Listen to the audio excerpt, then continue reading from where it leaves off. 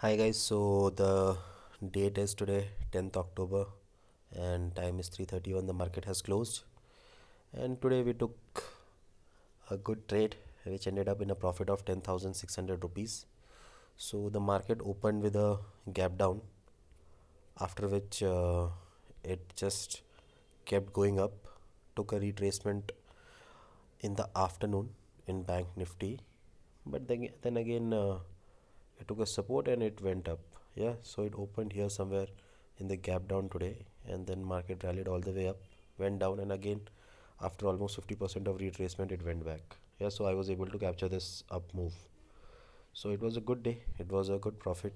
So even if you also want to learn about trading, option trading, and how to generate consistent return, subscribe to my channel, keep watching my videos, and maybe after few months even you'll be able to start trading your own with some profit. Thank you.